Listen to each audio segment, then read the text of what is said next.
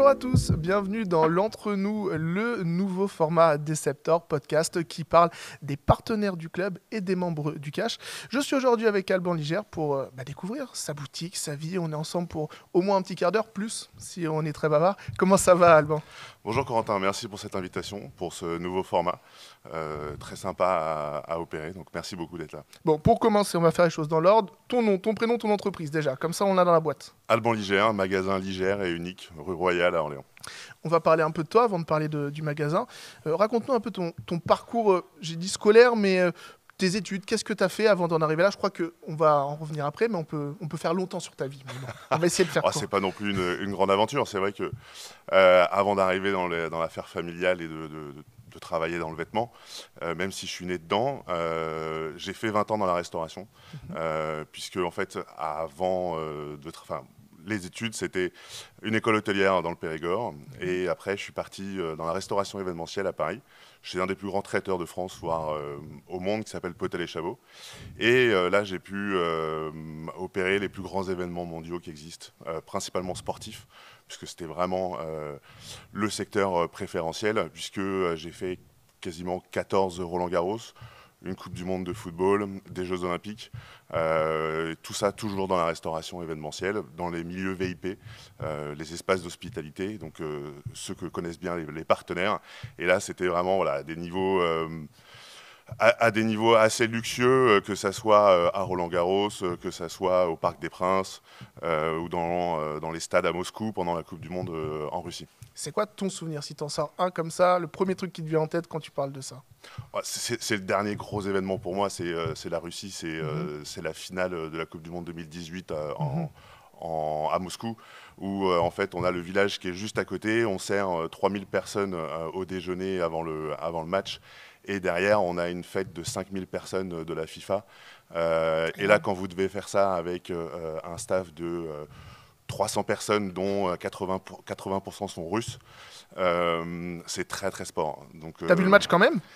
J'ai vu les hymnes, j'ai vu le coup d'envoi. Okay. Après, il fallait retourner bosser, puisque derrière, on avait la soirée clôture un petit peu interne pour la FIFA. Et c'est vrai qu'accueillir 5000 personnes après 3000, comme ça, c'est un gros travail, c'est une grosse coordination. Et il fallait tout de suite basculer dans cet événement-là. Mais oui, c'est les 7 matchs à Moscou qui ont été assez dingues dans l'aventure. C'est mon dernier gros événement. Tu vois, déjà sur ça, on peut faire une demi-heure de podcast. Donc je vais essayer de me calmer, sinon tu es là pour un moment. Ouais, entre les Roland-Garros et la Coupe du Monde, oui, c'est vrai que les Russes, c'était quelque chose. Il y a eu un switch ensuite parce que tu es revenu à l'affaire familiale. On reparlera de ton retour, mais présente-nous maintenant Ligère, parce que Ligère, c'est un magasin de vêtements très connu sur la place d'Orléans depuis très longtemps. On va refaire un peu l'historique, si tu veux bien. C'est ta famille qui est derrière ça. C'est exactement ça. Alors, la toute genèse, c'est mon grand-père qui a accompagné quelqu'un en 1947 pour monter un magasin de pantalons. Quand je dis accompagner, c'est-à-dire qu'il a aidé à le financer. Au bout de mon grand-père et mes arrière-grands-parents, et au bout d'un an, pas de retour, pas de signe de vie, ils sont rentrés dans le magasin, ils ont pris les clés, ils ont repris leur investissement, et là, mon grand-père s'est installé pour monter Unique Pantalon.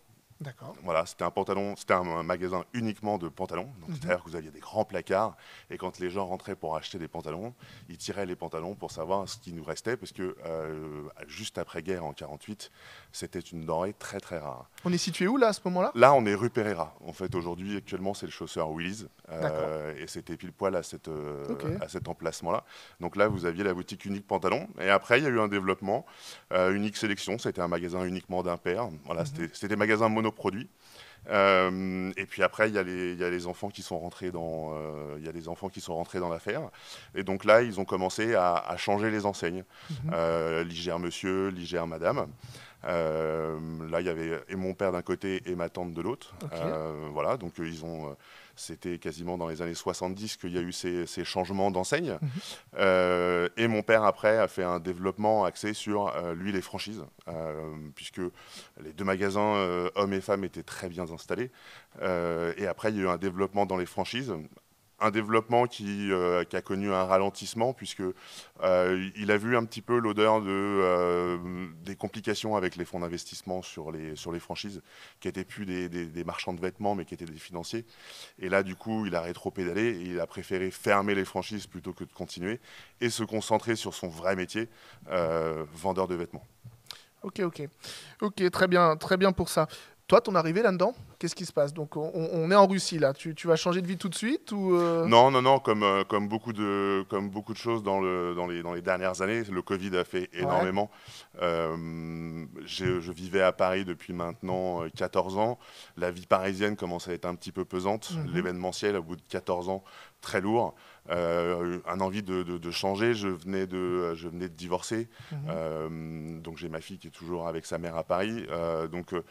L'envie de changer, le besoin de reprendre l'air et de revenir à Orléans pour des choses un tout petit peu plus simples et un peu plus cool. Mhm. Et donc retour à Orléans, à la base pas du tout pour reprendre l'affaire familiale, monter un restaurant. Voilà, c'est un projet qui n'a pas pu se faire. Mais on est à Euh, quel moment exactement Là, on là? est en 2021. Ok, donc Voilà. sortie de Covid. On est sorti Covid, Ok. on est en 2021. Je rentre à Orléans pour essayer d'ouvrir un restaurant. Chose qui ne s'est pas fait, c'est pas évident pour les restaurateurs. La valorisation des fonds sortie Mhm. Covid avec des aides qu'ils ont eues était très difficile. Et donc, du coup, les négociations ont été très dures. Et puis, à un moment donné, mon père, avec toute l'activité qu'il a eue, souhaite lever le pied. Mhm. Personne pour reprendre. J'ai souhaité reprendre le relais de ces décennies de travail, puisque il a quasiment une trentaine d'années après mon grand-père de direction de ces magasins. Et donc c'était tellement dommage de le laisser à quelqu'un d'autre ou de le vendre à une grande enseigne. Ou, voilà, Ça fallait... avait été dans ta tête à un moment dans ta vie déjà ou pas? Oui, dire le Forcément. contraire, ça Oui. serait mentir. Maintenant, c'est vrai que quand à 16 ans, à 17 ans, tu passes tes week-ends, tes samedis à travailler dans les Mhm. magasins, les soldes, tu surveilles, la braderie, tu surveilles. Bon, il y a un moment donné, ça te tape un petit peu sur le système. Tu as envie d'être ado et Mhm. de faire autre chose. Alors, j'étais pas au bagne, hein, entendons-nous bien. C'est pour ça qu'à 18 ans, quand j'ai arrêté, j'ai dit bah écoute, j'arrête de travailler avec toi, je vais aller faire un peu de restauration. Et c'est là que moi qui est arrivé la picouse un petit peu restauration. Mhm. Mais oui, ça a été dans l'air du temps. Maintenant, j'ai aussi eu cette passion, j'ai cette passion qui est la restauration et la restauration événementielle. Et donc, du coup, c'est vrai que c'était pas naturel, mais pour moi, c'est quand même mon ADN, c'est quand même mes gènes, ces vêtements, ce magasin, cette enseigne. Et l'arrivée a été c'était un gros travail de remise à niveau par rapport au marché, mais après, c'est vrai que la notion de service, c'était de mon métier. Mhm. Tout ce qui était gestion d'entreprise, gestion d'équipe, j'ai dirigé quelques équipes. Donc, c'est vrai que c'était des choses qui étaient, pour le coup, un peu moins compliquées à mettre en œuvre. Et la transition avec ton père, de retravailler après 20 ans peut-être avec ton père dans des situations complètement différentes.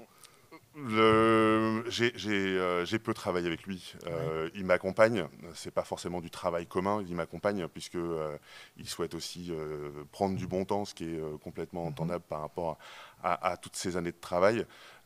C'est de l'accompagnement. C'est pas du travail. Ok. C'est vrai que on a aussi des visions qui sont similaires. On en a d'autres différentes. Il faut toujours se projeter et puis voir un petit peu sur les 4-5 prochaines années. Donc on travaille beaucoup là-dessus ensemble.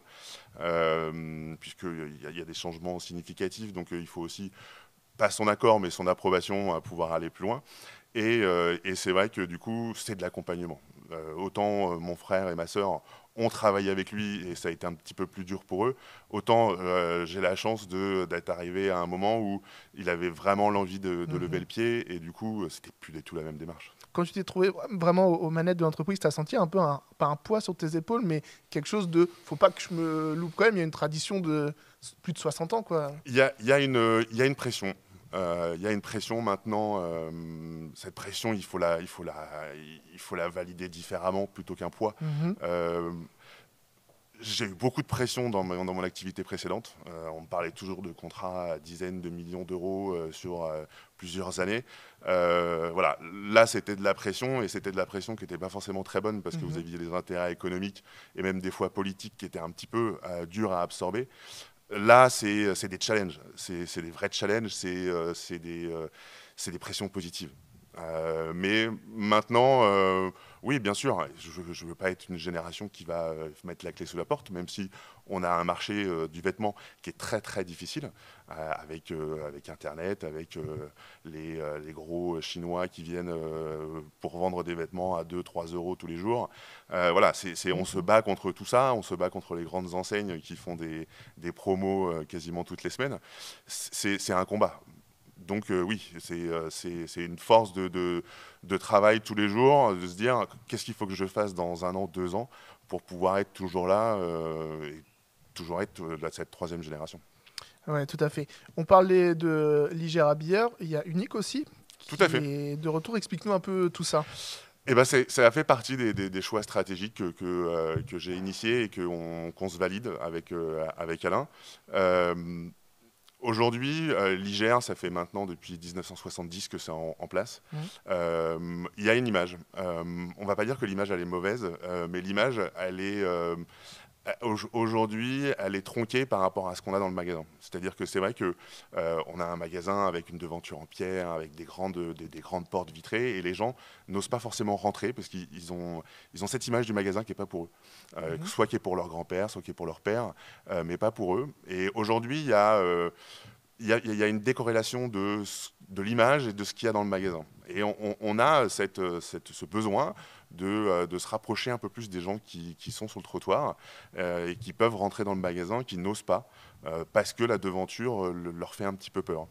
Et c'est vrai que dans cet objectif-là, on a installé à la place de l'enseigne Hyparion qu'on avait également cet été, l'enseigne Unique. On a repris la première enseigne de mon grand-père.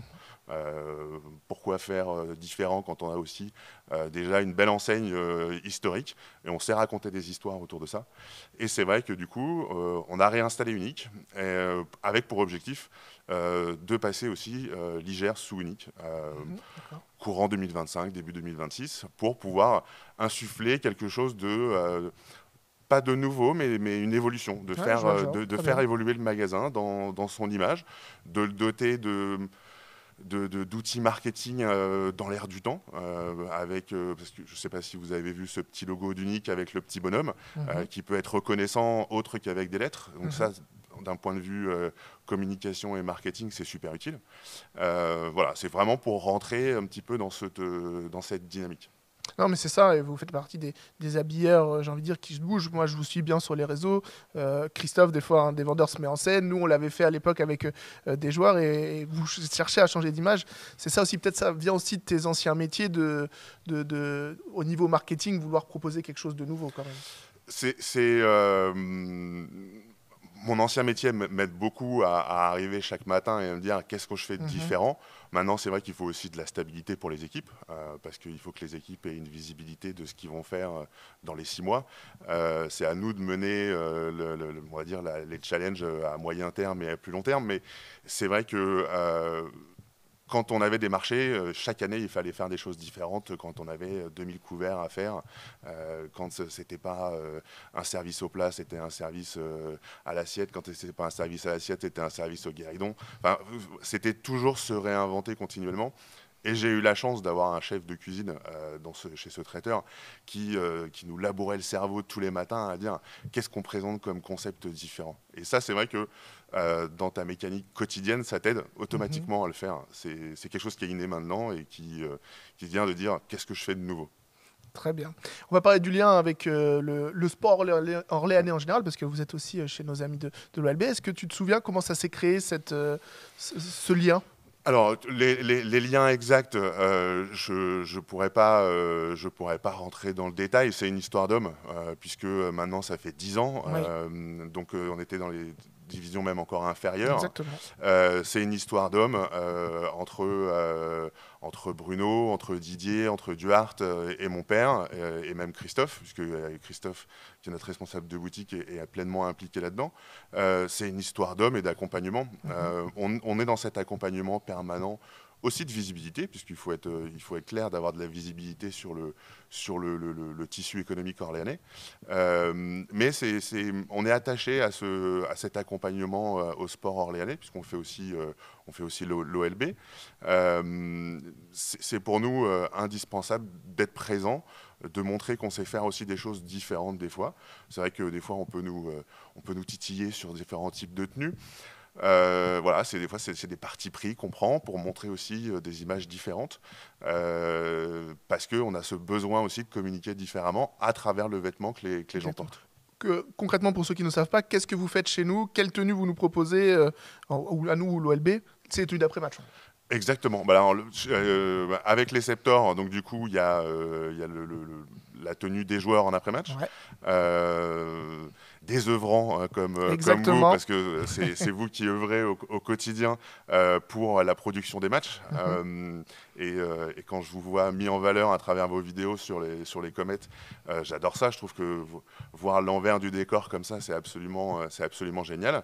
Et puis les dirigeants, voilà, la tenue des dirigeants, que ce soit lors des caches ou des représentations, sur les costumes qu'on fournit. Exactement. Pour nous, pour vous expliquer un peu aux auditeurs, on a notre équipementier qui est vestiaire du sport. Vous voyez, je suis en t-shirt. Et donc, après toute la partie après-match où les salariés sur les matchs sont habillés par Ligère, et c'est très confortable et c'est très agréable aussi de venir chez vous, parce qu'en début de saison, on va faire les essayages, etc. Et on est vraiment traité aux petits oignons et on a des vêtements vraiment sur mesure et c'est hyper agréable. C'est toujours une expérience. Les équipes adorent ces moments-là. C'est vrai que pour nous, c'est sportif. Parce que c'est vrai qu'on a une vingtaine de personnes qui arrivent et il faut toutes les tailles et il faut que ça fitte parfaitement. Et que ça soit sur les sportifs ou sur les non-sportifs, des fois les tailles c'est complexe à avoir. On peut se dire non, c'est bon d'avoir 15 ou 20 vestes de bleu, c'est simple. Des fois c'est pas aussi simple qu'on pourrait le penser. Donc c'est vrai que les équipes, c'est toujours à partir du mois de juin, quand on commence à réfléchir aux tenues et qu'on met en œuvre dès le début, parce qu'on arrive dès le premier jour au Palais des Sports. Et ça, on a fait ça cette année. Pour prendre les mesures, pour qu'on ait un peu plus de latitude sur les délais de livraison. Exactement, il a fallu être efficace tout de suite, parce que d'habitude, on venait dans votre boutique et c'était plus compliqué. Là, tu as fait venir toutes tes équipes ici, il a fallu enchaîner les 20 joueurs. Efficacité, c'est plus facile. C'est plus simple, on a l'information tout de suite. Ça nous permet d'être beaucoup plus réactifs au niveau de nos fournisseurs qui aussi, au mois d'août, pour la plupart, des fois ferment. Et c'est vrai que l'objectif commun, c'est d'être prêt pour la soirée de présentation. Donc, exactement, début septembre. On a des timings qui sont toujours des fois un petit peu serrés. On va parler projet un peu 2025. Qu'est-ce qu'il faut te souhaiter peut-être, ou qu'est-ce qui est dans les tuyaux que tu peux nous dire? Je l'ai un petit peu mentionné, le changement d'enseigne. Ça, c'est vraiment l'événement majeur chez nous. Le timing n'est pas défini, mais c'est vrai que l'enseigne va changer, l'enseigne va évoluer. Et puis, l'image, la communication, et de toute façon, toujours plus de business. On est au cash. C'est ça. C'est toujours faire évoluer nos produits tout en respectant notre ADN et notre service. On peut te retrouver où physiquement? En tout cas, retrouver où les boutiques? Parce qu'on en a pas parlé. On a parlé de la localisation à Orléans, mais 44 rue Royale. Les deux boutiques sont la même adresse. 44 rue Royale, c'est à l'angle de la rue Royale et de la rue de Bourgogne, sous les arcades et rue de Bourgogne. Les réseaux sociaux? Sur Instagram et sur Facebook. On a augmenté notre présence. Christophe est très présent, oui, c'est très bien. Pablo également. Pour nous, c'est une vraie vitrine de pouvoir montrer tout ça sur les réseaux. Merci beaucoup, Alban. Merci, Corentin. C'était très sympa et on se retrouve très vite pour un nouveau numéro d'Entre nous. Salut. Merci beaucoup.